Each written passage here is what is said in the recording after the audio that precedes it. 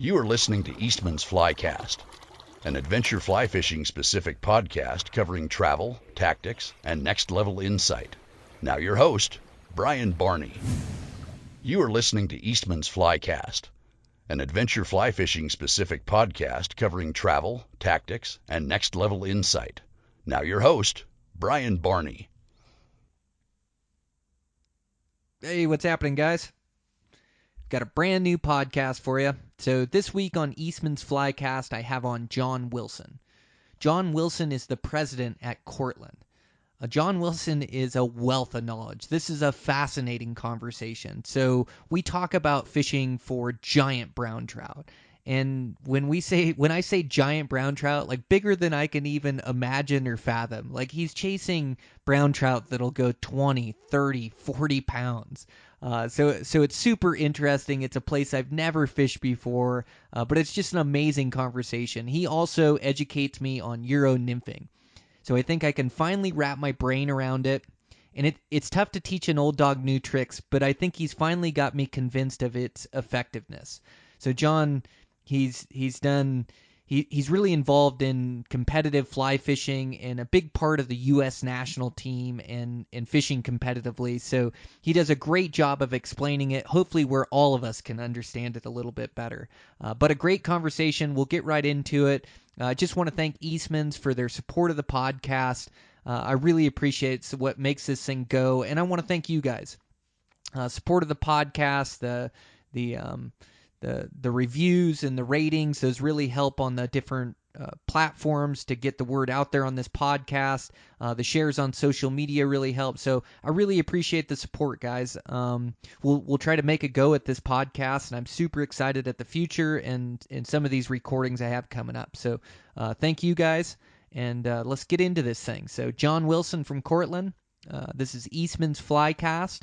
I'm your host, Brian Barney. Here we go. Okay, I'm live here. I've got John Wilson on Flycast. I'm super excited to have John on. So, John, I know some bullet points, and we've been getting to know each other. So I know you've been a big part of the U.S. national team. I know you absolutely love to fly fish, and I know you love chasing giant browns and are the president of Cortland Lines. So those are the bullet points I know. Maybe you can just do a quick introduction to our audience and a little bit of background so people can get to know you. Hey, Brian. Well, okay. First of all, I guess I'm almost 60 years old. I grew up in West Texas and fishing the drainages of kind of northern New Mexico, southern Colorado.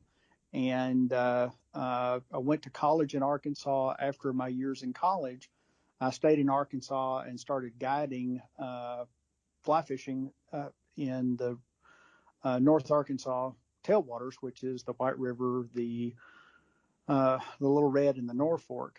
And not long after that, like you, I was in the construction business. Got involved in the oil and gas business, and some of the people that I was working with in some of the venture capital stuff, mergers and acquisitions, whatever, they bought a company called Cortland in New York. And after they operated that for about 3 years, they asked me to go up and go be president of Cortland Line. So it's been kind of a long journey from construction to guiding to oil and gas and fly line, but I'm back in West Texas again now, and I fly back and forth from Texas to Cortland and dealing with that. It's great to do what you love. I can tell you that. It doesn't get any better than that. But boy, you've worn a lot of hats over the years. I have, and it's just, sometimes it's life is a journey. It's not necessarily a destination, I guess, and you get to meet a lot of really interesting people. And fly fishing and archery. I also enjoy bow hunting, and I think you find a lot of similar kind of personality types that really enjoy certain aspects of both of those. And there are fly tires that are the artist and creative and all that, and people get into fly fishing. It's kind of the next level above gear fishing. It's a little more active. It's a little more engaged. And if you're a hunter, I guess at some point you at least give bow hunting a try, and if you're a fisherman, eventually you kind of give fly fishing a try. Yep, and you're right. It gets a hold of similar personalities. Like it almost gets a hold of you where it's almost obsessive. It's all you can really think about is trying to further that learning curve. And it's one of the things I love about it is I love being immersed in it. It's like when I'm on that river or when I'm in the woods, when I'm thinking about that drift or where that brown trout can be lying or making the right presentation, I'm not thinking about anything else. And I think it's such great reprieve for us to be able to immerse ourselves in something like that. Boy, it doesn't take anything like COVID and being in lockdown. It certainly gives you an appreciation for what being outside is all about. Definitely does. Boy, it sure does. Yeah, it's been the weirdest time in my history for sure. Yeah, it sure is strange, but I am thankful and I am lucky. In the place I live, lower populations, and I'm lucky that I'm still close to the rivers and close to the mountains, and our politicians know how important that is to us Montanans. So they've kept an importance on keeping those rivers open and things. And thank goodness, as far as just personal sanity, being able to get out and be in the outdoors, it's so healthy for us. It really is. And time on the water, time in the woods, that's something anyone who has an appreciation for it is something that personally I think everyone needs. And people that don't get the opportunity to experience it are missing something in their lives. No question. Yeah, absolutely. Well, you guys are doing some fantastic things over there at Cortland. I'm so impressed. Cortland, you guys are one of the oldest brands. You guys have such a rich history, but as of recently, like I'm just so impressed with your guys' tippets and the strength and the knot strength of them. Some of your guys' lines that you're coming out with, your streamer lines, and then your saltwater gear. You guys have really done a good job at creating or continuing the tradition of Cortland. Yeah, Cortland was founded in 1915, and I guess as far as I know, if it's not the oldest, it's one of the oldest fly fishing manufacturers in the United States. Certainly, companies like Orvis have been around since the 1890s, but Cortland has actually been building fly fishing products since 1915, and Cortland actually invented the tapered fly line. So prior to Cortland's introduction, all fly lines were basically just a level line, and they didn't offer that transfer of energy and all that. And kind of throughout the years, they did the first the first line that was the plastic coated fly line, where they coated the taper, was called a 333. And the concept had been around for a little while, but Cortland was the first one to really introduce that line as a commercially made product. After that, it's the 444, and then the liquid crystal, and the weighted system. The guy that ran Cortland during kind of its heyday was a guy named Leon Chandler, and Leon Chandler was just very innovative, a terrific ambassador for the sport, and just his legacy and what he contributed to the sport of fly fishing it's completely unmatched by anybody. So we try to stay with that tradition, and like you said, our nymphing products, our tippets, some of the things that we've come out with over the last few years have again kind of changed the face of fly fishing. Certainly Czech nymphing or European nymphing, whatever you want to call it. When I coached the U.S. the youth fly fishing team from like 1997 to 2007, and the first year that I coached it was the first medal that the U.S. ever won in a world championship, and the team won an individual gold and a team silver. And after that, those Czech nymphing European fishing techniques began to kind of gain a little traction here in the United States. And prior to that, it was either streamers, fishing with strike indicators, um, dry fly fishing, just kind of that traditional sort of recreational fishing kind of thing. And that whole nymphing technique kind of took it to another level. And now it's become more and more popular. You're seeing, it's well past my time since I've been involved with the team, but I'm really excited to see how some of those techniques are becoming more and more popular now. Boy, they are becoming more and more popular for sure. I'm hearing a lot about it. I'm not seeing much of it in these western rivers, but I know in Colorado it's getting real big, and just like you say, it's starting to catch on. It has to be so effective, especially when you guys are competing for medals, like the competition. It's such a thin line that separates the winners and the guys that medal and the guys that don't. And so you guys have come up with this Euro nymphing and Czech nymphing that's highly effective. And I have to say, like, I'm embarrassed that I don't even quite understand it all the way. I've had it explained to me a time or two, but it's basically like tight line nymphing, right? Where you never have a slack in it, where you're always tight to the rod. Is that correct?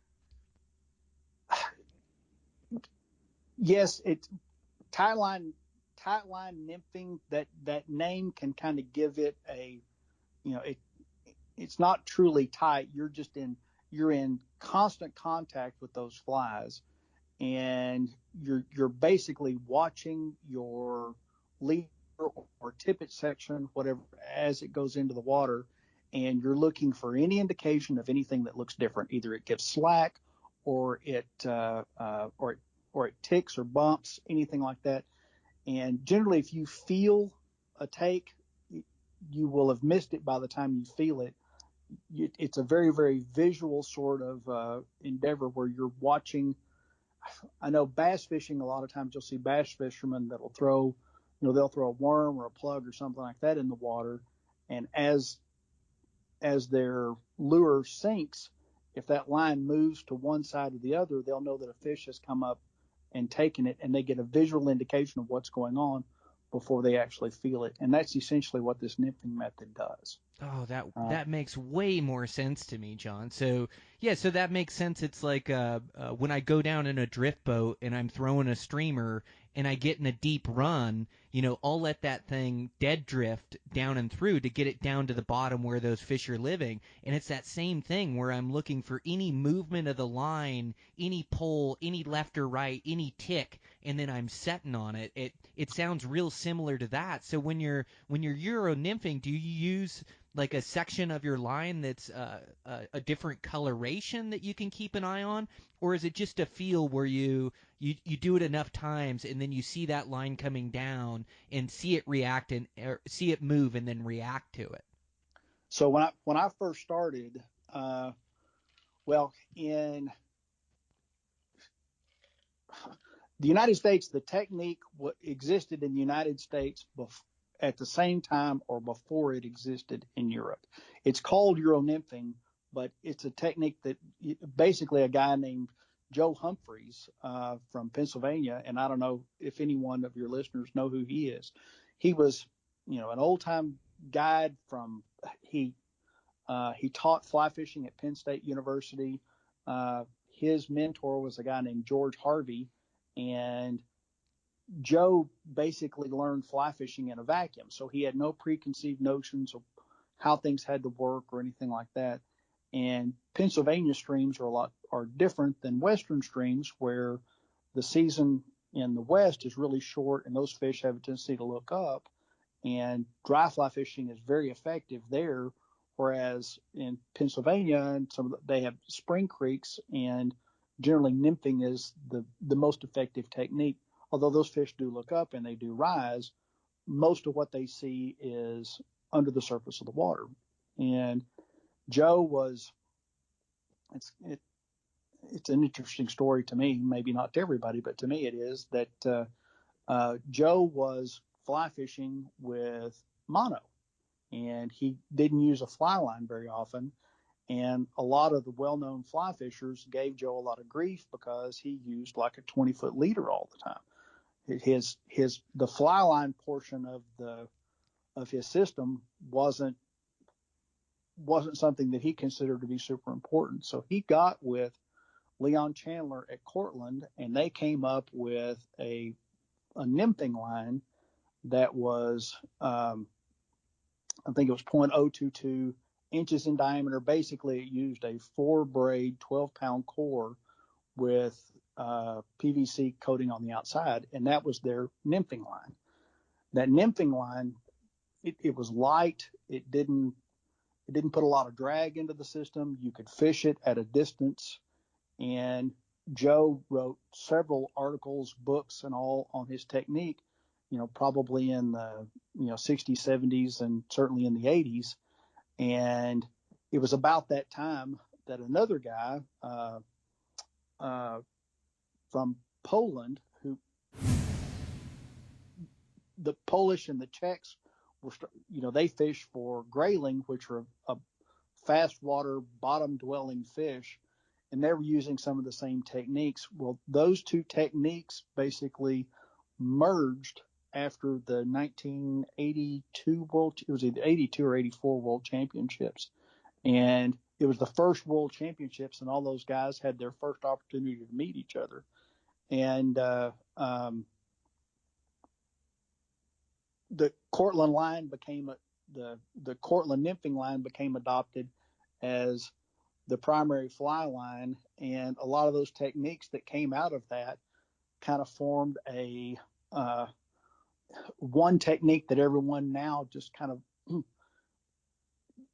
generically describes as Euro nymphing, whatever. And but it's definitely a marriage of American techniques and European techniques into one.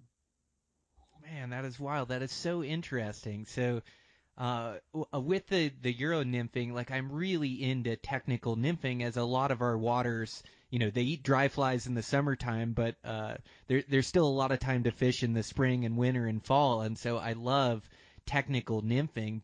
But all my experiences with an indicator, and it's so wild how these little nuances of the drift in this presentation make all the difference in the world, especially when you get really good at it. For all for trout and for steelhead and things, is that true dead drift with the men's going above your indicator and not pulling those bugs off the bottom. Is it the same nuances to the Euro nymphing, where it's the longer you do it, the better feel you get for it? It's a real art to get your line where it doesn't pull or doesn't drag in that. Is that how that Euro nymphing is? But for me, it's more intuitive uh, than strike indicator fishing. And when I was guiding in Arkansas, I always used 2 strike indicators. And the 2 strike indicators were to give me some visual indication of what my flies were doing underneath the water. If they were tracking side by side, then I knew that I had the proper amount of weight within the system, and those flies were kind of bouncing along on the bottom and doing well. If my farthest indicator was speeding up and going past the one closest to me, I knew I didn't have enough weight.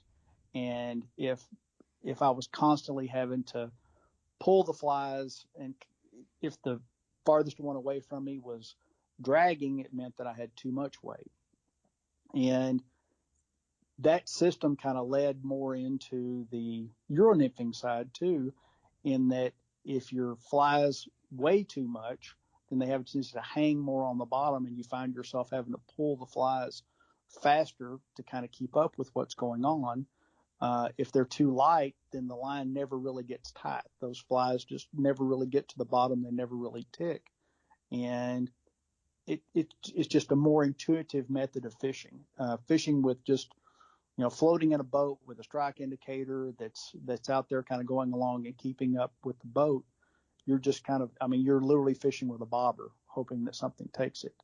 So that Euro nymphing technique, whatever, it's more tactile. It's more technique driven. Oh, I like it. Yeah, I've got to give it a try. Now that I understand it a little bit more, because I do love that technical nymphing, and there's so much to it with, like you say, your weighted flies, the weight, your leader length, and really it's knowing how your bugs are drifting and being able to make those small changes to put yourself into fish. But it sounds like it'd be a good fit for me as well. Are you able to do long casts and still control those flies and that drift away from you quite a ways? Oh yeah, it takes a little more. It gets a little more equipment intensive to be able to fish at a distance, but your lighter leader system. So if you have a fly line and it's out the rod tip and hanging out over the water, it's going to have a tendency to kind of pull the weight of that fly line is going to pull everything in. But if you're using like a 5X tippet or something like that, that's going to be a lot lighter, and you can kind of let those flies tick along and not have to have as much contact with those flies as they go through there. And when I first learned, it was pretty much I fished straight upstream from me, I pulled the flies back to me, and then cast again. And you slowly but surely you get a little more idea of kind of what the balance is. And that balance is just, imagine the amount of pressure that it takes. If you took tippet and tied it to a paper clip, off the end of your rod, and the amount of pressure that it takes to pull that paper clip across a tile floor, that's about how much contact you're making with the flies. Oh wow, that's wild. Uh, so And if you, very little, yeah. it's very, very little. Yeah, And to feel it sounds like. if you you can see the if the tippet starts to droop, if you have too much droop in it, you don't have as much contact. And if you're super tight, that you're pulling that paper clip at a really rapid pace. So it's that balance between just having a little bit of droop in that tippet material or whatever it is that you're using to maintain contact. And the thinner the tippet, the thinner the leader system that you can get away with, it's easier to manage. So if that heavy fly line, anything like that, just makes it much more difficult to kind of know what's going on. Okay. Yeah, it makes sense. It's so interesting to hear about different tactics that I haven't tried before in the fly world. So I've got to give it a try. How much different is the setup that you use as far as rod and line and leader length and things? Well, you want a very light tipped rod, so 2 and 3 weights are probably the most popular, and the leader systems are probably 20 feet minimum. And the reason that Cortland tippet has taken off so strong is because the diameter to the strength of that tip, like 5X tippet, you will struggle to break 5X tippet with your hands. It's very difficult to break that, and it is so strong.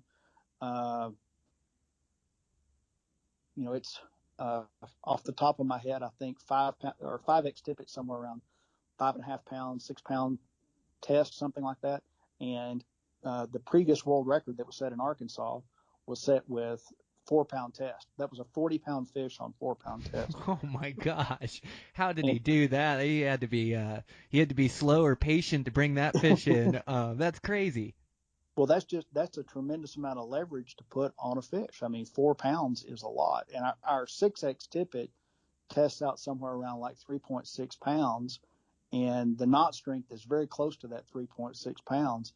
So you have so much leverage and pressure that you could put on a fish with a 2 or 3 weight rod that you can land some really impressive sized fish with extremely light gear. And it's a different type of fishing. It's extraordinarily effective. You can get deep into water pools where those brown trout live that don't ever come up and feed on the surface. And trying to fish for those fish with a strike indicator, that's just a very unnatural presentation when it goes through a deep pool or through rapids, anything. The water on the surface of a stream runs much faster than the water that's on the bottom. Same way as in our atmosphere. It's like the jet stream versus the wind that's on the ground. Oh, that makes sense. Just because there's so many rocks and things down at the bottom that are breaking up that current to where that surface moves quicker. It makes sense. I've never thought about it that way. I've always thought that natural dead drift on that surface is a pretty good drift down through those fish, but it sounds like that Euro nymphing is like a more effective way to get down there and make a better presentation to those fish. It's a much more natural presentation, much more natural. Wow. Learning something every day, John. Well, and it's one more kind of tool that you can use in, same thing in bow hunting. I mean, you have different setups for different types of hunting, and sometimes you're in brush, you need a shorter bow. Sometimes, a recurve. Sometimes you need, an extremely fast arrow to shoot 70 yards. Different broadheads. You've got a different broadhead for turkey versus elk versus field points and groundhogs and birds. I mean, it's just kind of like there's as many different methods in fly fishing as there are equipment concerns in bow hunting. So Yeah, it's a good comparison, and we're always learning, and it's like the more tactics, the more knowledge you have at your fingertips, just the better you are at all types of fishing. It makes you understand the water better and the fish better. So it's super interesting. You explained it really well, where now I can grasp it and see where I need to take advantage of it, especially where guys in these northern rivers are not doing it much. So I need to figure it out and be one of the first up here for sure. well, there's lots of very highly technical, educated sort of people in the country now that, some be careful of what you see on the internet. There's a lot of misinformation from people that are self-proclaimed experts. There are some people that are really good, and a lot of those guys that have been on the U.S. fly fishing team before, they fully understand it, and they're a really good source of information. There's a couple of guys that used to be on the U.S. team that I guess still are, that have made kind of a series of videos that are probably some of the better videos that are out there right now. And if you have an opportunity to watch some of what they've done, um, that would be probably the best source of information that you could come up with. So, Oh, that's uh, great intel. I will do that. I'm sure my audience will too after you talking about it, just how effective and efficient it is. So yeah, it's just great information. I finally understand it, John, so I feel good about that. that's awesome. Yeah. Okay. Um, well, you had mentioned while we were talking, I'm dying to get to some of these giant brown trout. So you guided and really you made a lot of your name from catching these giant brown trout. And you also you mentioned Joe Humphreys as well as being one of the guys that figured out Euro nymphing. You guys have teamed up quite a bit to chase these big browns and not quite like the big browns I'm used to. I'm really searching for a 24 to 30 inch, and you guys are searching for a world record.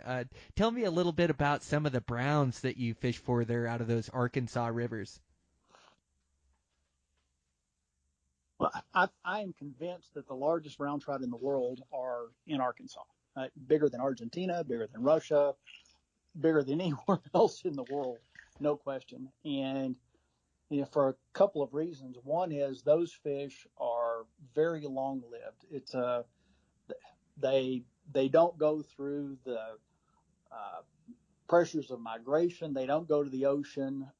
They basically live in those tailwater streams, and their food source is pretty consistent. The waters are consistent, and the world record that Rip Collins caught back in the 80s was that fish was close to 18 years old. It was like 17 and a half years old, Wow.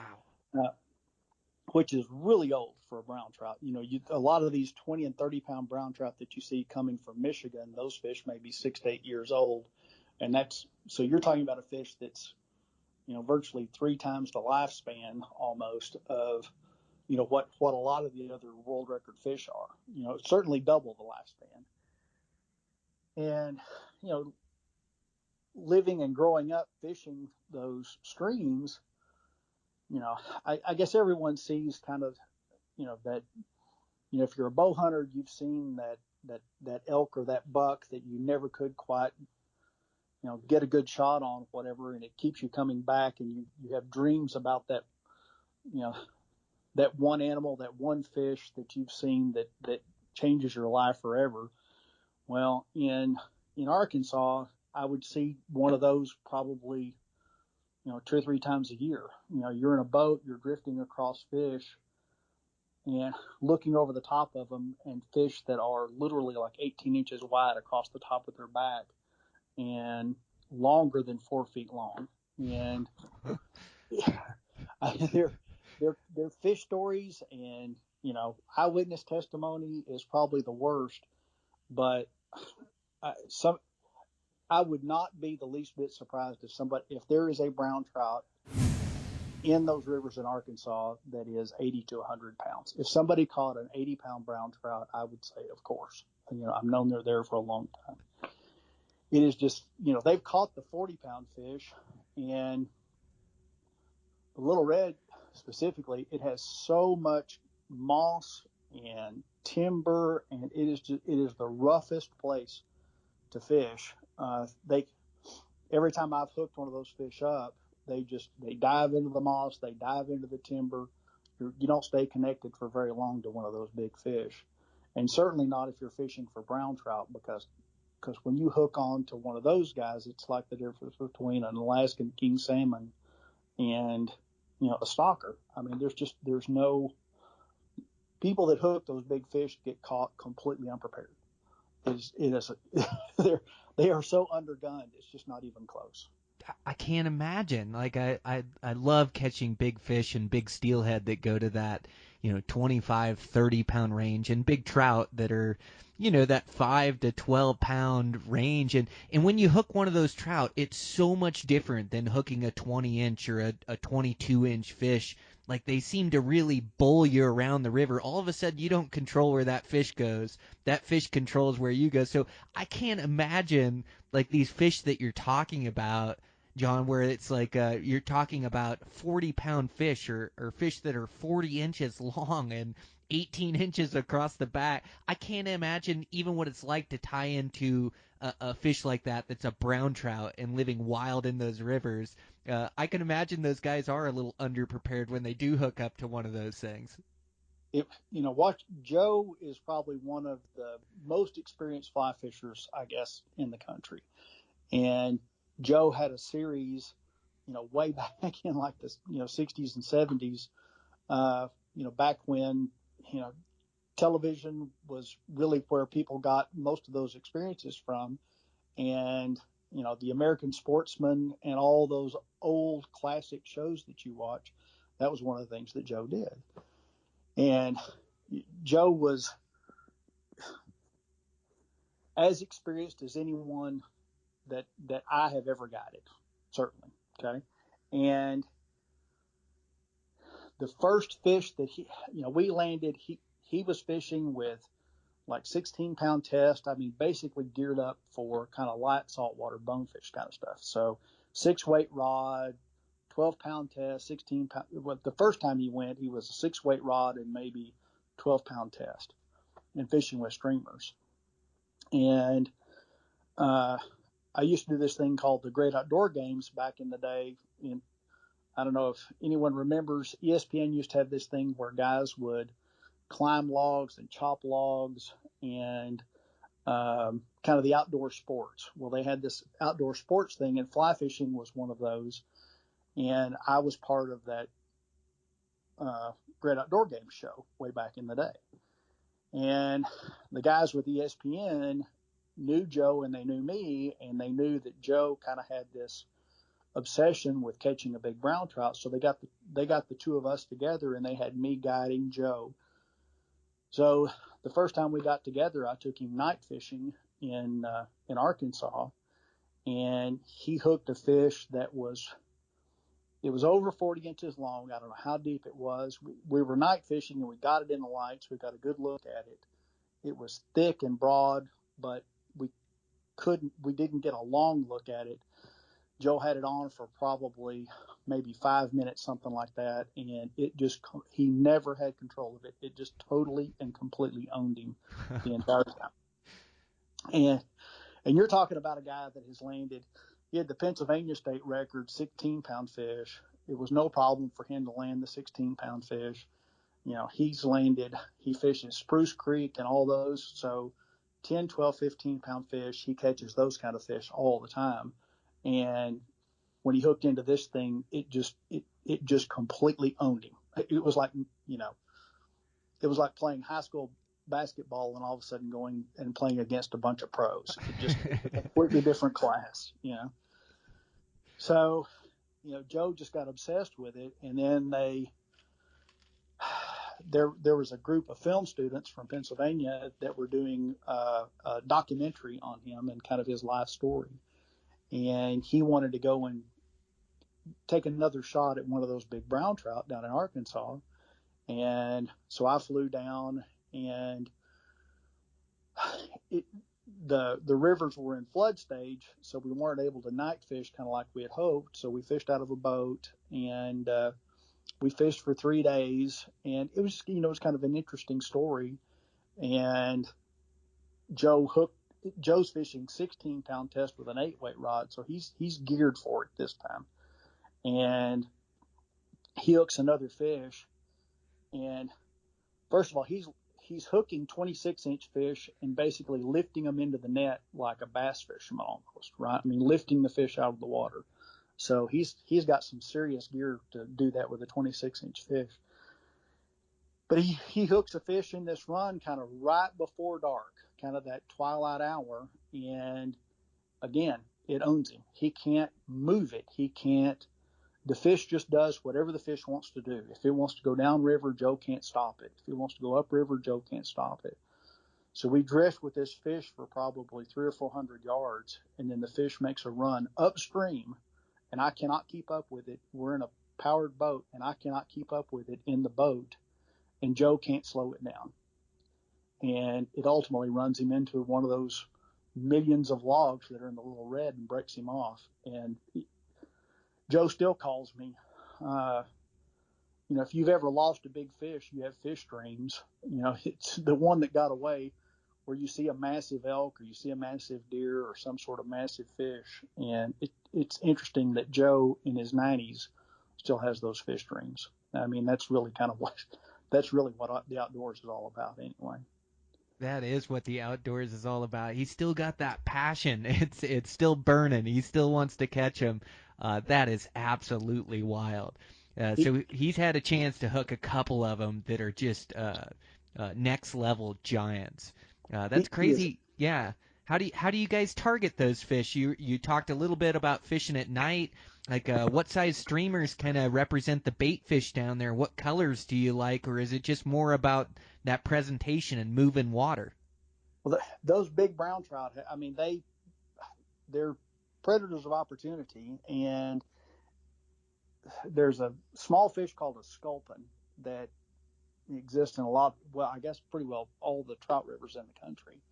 And it's just a little bottom feeding fish. Well, sculpins will actually feed on the surface just like a trout does. I mean, all that you ever see them in the daylight hours, they're down on the bottom. They kind of skitter around with the crayfish, and they're very camouflaged. But at night, you'll get a hatch of like lacewings or something where, mayflies, midges, something where these things start to kind of come off at night, and sculpins will hold and they'll feed on this stuff just like a trout does. And those big brown trout they'll swim the bottom and look for a profile kind of in the surface of the water, or they'll see the pressure wave, whatever, from that fish sitting and feeding at night, and that's what they'll feed on. But they'll feed on, stockers or 20-inch brown trout. I mean, I've seen 15-pound brown trout eat 20-inch brown trout. I mean, it's not. So these fish that are 4 feet long, I mean, they'll eat a beaver probably. I mean, I don't know. I don't think anything's off limits at that point. Seriously. And they have serious teeth. I mean, it's not brown trout have teeth anyway. And the teeth in these big fish, you can see them laying in the water. I mean, teeth that are, maybe like half an inch long. They look like dinosaurs. They're just massive, massive, massive fish. Wow, that's incredible. Yeah. Uh, I, I can say I've never seen anything quite like that. I can't believe I've never wanted to go to Arkansas so bad in my life. Like it sounds like there's some great big ones living in that White River and what was the other one you mentioned? The red one? Yeah, they're all tributaries of the White River that kind of runs through Okay. there, and that's a kind of a staged tailwater system that goes from dam to dam. And the White River system that goes, I guess, basically from North Arkansas, goes up into Missouri, then turns and goes south and runs back into the Arkansas River. And so all those tributaries, not all of them, but most of those big tributaries have a dam on them, and they've become tailwaters. And that tailwater system is such a stable sort of ecosystem that those fish just live forever and they get huge. And quite frankly, I think once they pass a certain age, they stop going through all the spawning pressure that or the physical pressure that spawning puts a fish through. They still kind of go through the motions, but they're not, they don't bump and grind and push and fight and do all that kind of stuff. Once those fish get to be that size, and I guess maybe they still spawn, but they don't have all the pressure that they would have as a 20-inch. There's lots of 20-inch brown trout there, so those guys square off and they fight pretty hard. But once they get to be that size, they just kind of go in and leisurely do whatever they want to do. So they don't lose a lot of weight. They don't go through a lot of stress. And they just continue to put on weight year after year after year. That's an incredible, what an incredible specimen for the species of brown trout that they can actually get that big. That's incredible. I had no idea. And I like what you said about tailwaters. I love fishing tailwaters for big fish. It seems like the lower end of those systems, they're the ones that hold those bigger next level fish. At least that's what I've found around here out west. That's just incredible. And so you fish them a lot at night. So when you're fishing these streamers at night, it's fairly new to me fishing mouse patterns and fishing streamers at night. Are you just kind of have your holes that you know where they're at, John, and then you're going to those holes and then throwing out at night? And are you stripping that sculpin back? Are you swinging it, or how are you fishing it exactly? Well, now you're asking me my secrets. So, brown trout will travel miles of river at night, and their feeding areas are not what you would think where they stay during the daytime. They will. There was one fish that was probably maybe 42 inches, something like that we kind of nicknamed White Spot. He had a white spot right behind his dorsal, like a heron scar or something like that on him. And when the first time you see him, you think, oh, it's a 24-inch brown trout. And then the longer you look, you went, oh, that white spot's only half his body length. There's still another half a fish well beyond that first 24 inches that you're looking at. And I would see him at rim shoals fishing, early in the morning, or I'm sorry, late at night. And then the next morning, I'd be up at the dam and I'd see him up at the dam, and which is roughly 24 miles away. That fish would travel 24 miles at night. Wow, that's incredible. And it was not at all uncommon to see him 5, 6, 8 miles from where his daytime haunt was. You'd see him you'd drift across the top of him. He was very easy to see with that big white spot on him. You'd drift over the top of him. You'd see him and he'd be laid up in a deep hole just sitting there, and then he would cruise at night. He'd go out and go somewhere else. And they're ambush predators. So areas of ambush where there's, lots of stock trout. So if the Game and Fish Commission would come in and they'd put a truckload of stalkers at, the state park or whatever, you'd hear splashes or slurps or tail slaps, out from the state park. And that fish he might be in a back eddy, cleaning up a lot of those stalkers, or he might be out in the middle of the river. Or one of their favorite spots is the tail out of a long, long pool.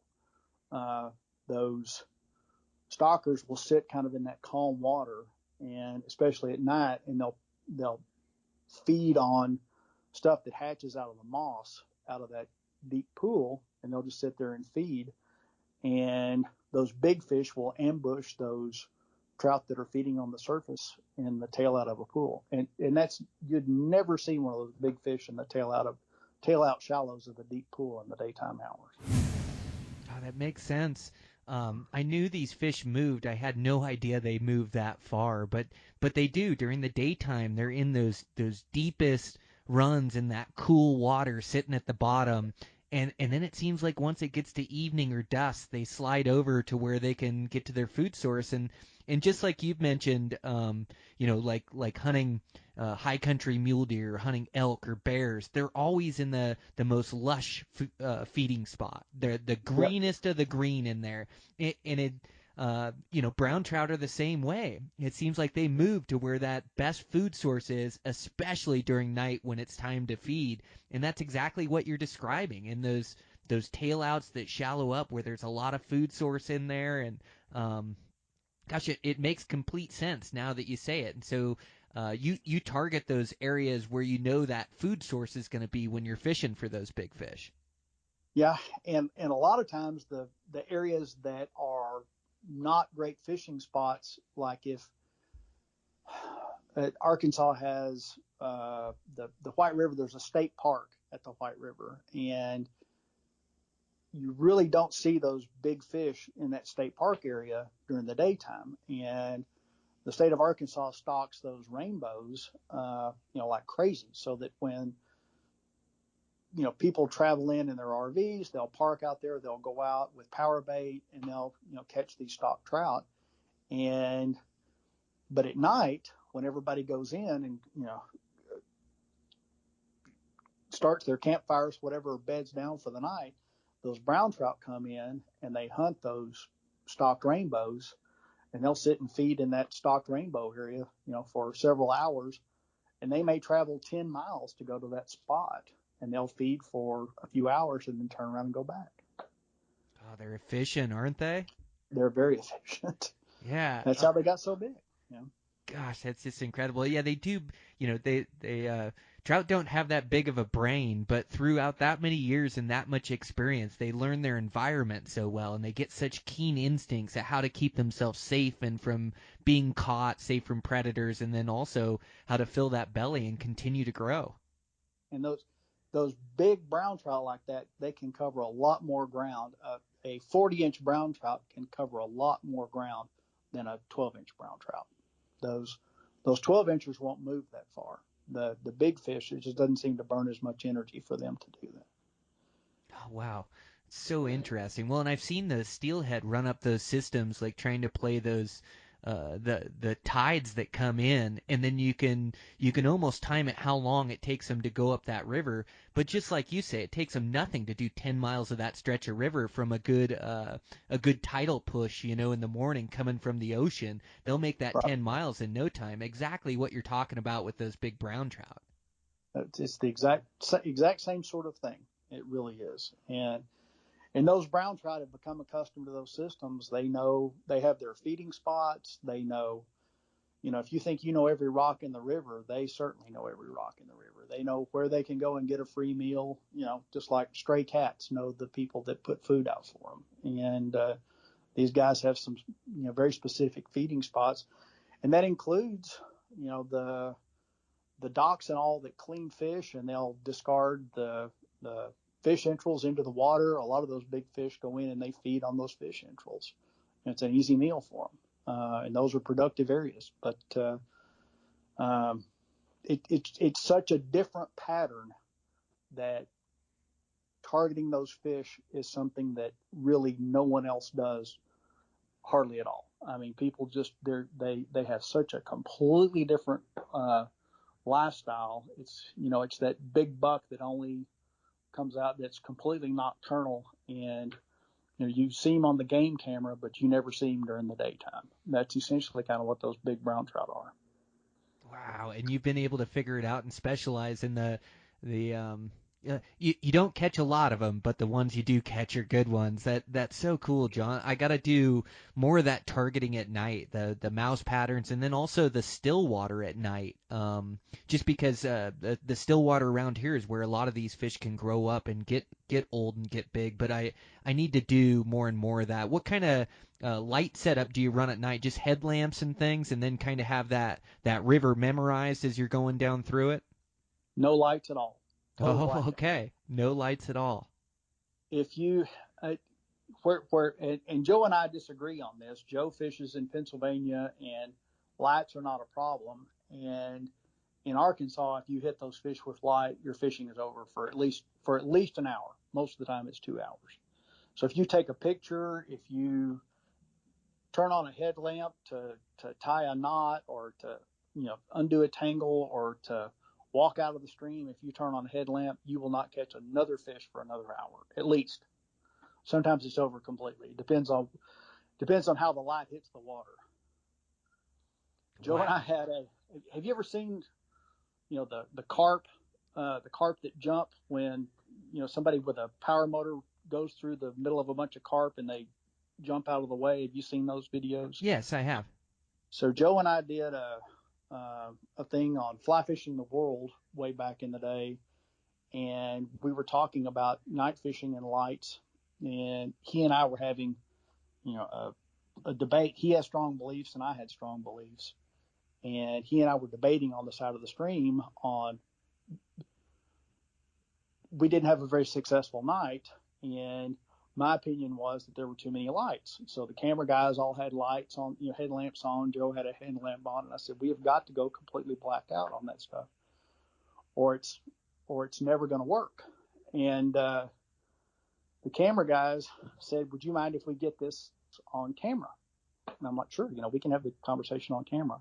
So we're standing there kind of next to the river, and they turn on the camera lights about getting ready to film us. And it looks like one of those carp things where just every fish in the river just exploded, and fish tearing out of the pool trying to get away from those lights as best they can.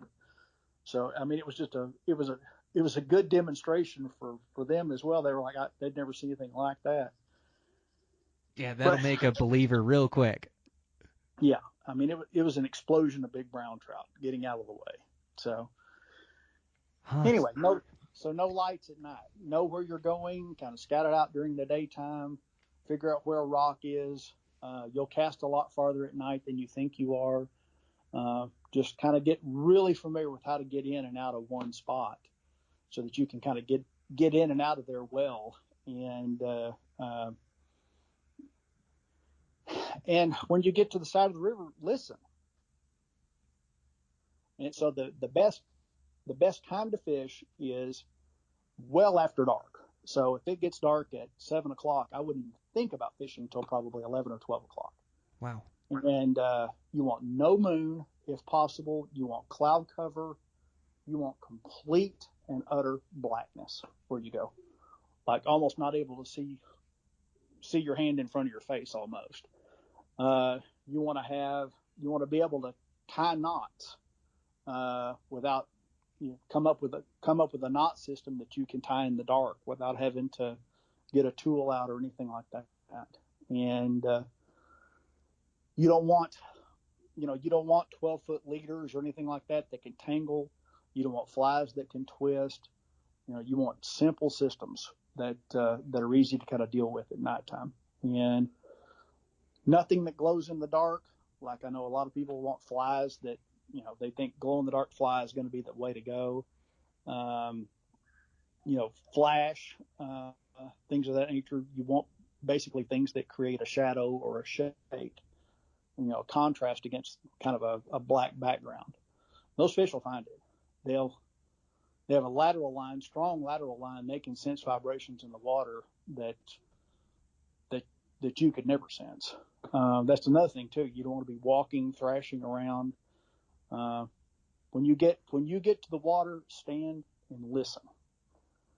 You'll hear a fish that's rising. You'll hear a big fish that's coming up and feeding, and you can kind of track where that fish is and when he's coming, and if he's coming your way or if he's going away from you, and if he's feeding on the surface or if he's fishing deep, if he's feeding in the middle of the river or along the edges, and just slowly work that pool. That is such great insight, John. I'm taking that to heart. I have a my dues that I have to pay out there in the dark or in the night to catch some of those big ones. But that insight that you gave me, just those tips, you just rattled off about 10 of them that are just great for fishing this water around here. So I'm super excited. I gotta go put some of those. I just gotta go spend more time on that water. But just those tips you gave me are really gonna help me out. That's just absolutely awesome. So the other thing we have in common too is fishing the flats. So to change gears, the saltwater, which I know Cortland does a lot of saltwater. Man, fishing that salt, it's a different experience with no blind casting and really targeting those fish and looking for them. It kind of reminds me of a combination between hunting and fishing. Does it do the same for you? It is stalking. I mean, you're looking for, and saltwater fish are extremely camouflaged. Bonefish is basically a mirror. It looks like everything that's around it. And the one thing a bonefish can't hide is its shadow, and it can't hide its wake. So you look for variations in the surface of the water. You look for any dark objects on the bottom, any movement of any kind. You'll have a difficult time seeing the fish itself, but you can see the impact that fish has on its environment. Wow, there's a lot of good places to do it, but I've been to the Keys and I've been to the Caribbean and even been to Hawaii and a couple different places. But it sounds like you're going to the next frontier, that African coast. How wild is that place to fly fish? It's gorgeous, and there are lots of really good places to fish. I mean, you don't have to necessarily fly, take a 24-hour plane ride to get there. And the Seychelles in Africa, you're out there pretty much by yourself. And bonefish, in particular, a lot of saltwater species, they don't like a lot of pressure. So, in areas like the Bahamas, anywhere that's close to a resort, if those fish if they're cast out a lot, if they are, if there's a resort or a casino close by, Grand Bahama Island is, one of those that, there's a lot of people there. That flat is huge, but you kind of, if you get away from the population, you start getting into fish that don't see a lot of people, you have a pretty good chance with those fish. But going to the Seychelles and all that, it's just those fish see nobody. So it's just the fish aren't necessarily that much better. It's just that they eat a lot better. They're not as spooky. They're not as pressured and well trained on human traffic. Makes sense. Those unpressured fish, they just haven't seen they're fish in their natural environment, and those are the fun ones to fish for. You get a chance to throw for any of the larger species out there, like the GTs or anything? Yeah, I've caught some GTs, and those things are a bus. I mean, they're an Oh my gosh. bus. And they're basically, they're a jack, which is probably one of the hardest fighting fish, pound for pound, I guess, anywhere. And a jack just beats you to death. It just beats you up. And they are just, they're a paddle. Just the whole fish is one big fin and tail and muscle and gristle and bone and mad. And so those giant trevally they're one of the largest jacks out there, and they are tough to handle. They'll destroy your equipment. They'll destroy any opinion that you have of yourself, self-respect, ego. They beat you down and make you like it at the same time. So they're a lot of fun. They really are. Well, you've definitely fallen in love with the challenge and fly fishing. Man, it has been an absolute pleasure to talk to you about fly fishing. Guys, make sure to go check out Cortland and everything they're producing. You guys have such a great name and great reputation, and I can see why with you at the helm of it. It's been really fun to talk to you, John. That's a terrific team there at Cortland, and those guys are all the people that work up there in the factory are all just completely obsessed with fishing. So it's that team up there is probably one of the most amazing groups of people I've ever worked with in my life. It's just I'm so blessed every day. It's been a pleasure to visit with you today, and I learned a few things as well as everybody else does. I guess whatever you're always introduced to something new. Just get out there and try it. I can't wait for all this country to open back up so we can all get out there, get on an airplane, and go somewhere and travel again. Believe me, I don't enjoy being stuck in an office. Oh, that's the truth. We're going to get back to normal. It's going to pass, and we're going to be able to go find some good fishing. But thank you, sir. I appreciate it. Thank you very much, Brian. Okay. All right, guys, that's a wrap. Fun conversation. Just giant brown trout. Can you imagine? It's just absolutely wild. It's fun to hear about a new place that I've never fished to, and just his experience, and for John to come on and share his knowledge. It was just great. I really enjoyed it. So hope you guys enjoyed it too. Again, this is Eastman's Flycast. If you like it, make sure to give us a review or a rating. Share the podcast with your buddies. Let's get the word out there of this fly fishing podcast. You can check out my other podcast coming into fall and hunting season. That's Eastman's Elevated on the hunting side of things. And check out everything we have going on over there at Eastman's. The Eastman's Bow Hunting Journal, Eastman's Hunting Journal, the magazines. We just got some great things going on over there. So if you're in the world of Western hunting, Eastman's has it going on. So check that out. And man, the fishing, the hoppers are really coming off. I got to get back on the water. My timing's just been off on this hopper deal. It seems like the days I go out, I'm definitely getting a handful of eats and catching some fish, but I just haven't caught that red hot day and haven't caught that next level fish yet. But I've been so busy with construction and preparing for hunting season here, and just so many irons in the fire. But I got to get more days out. I see these hoppers are going crazy, so I got to get out on the water here first chance I get, and see if I can't get my chance at one of those great big ones. My dad's been doing good up there at Hepkin Lake. That's been fun to see with his fly rod. So I got to team up with him up on that still water and see if I can get into him with him. But yeah, it's just a great time of year coming into fall where these rivers are going to start to cool down. It's going to get to be good fishing, so I can't wait. Thank you guys for the support. I appreciate it. I'll check in with you next week.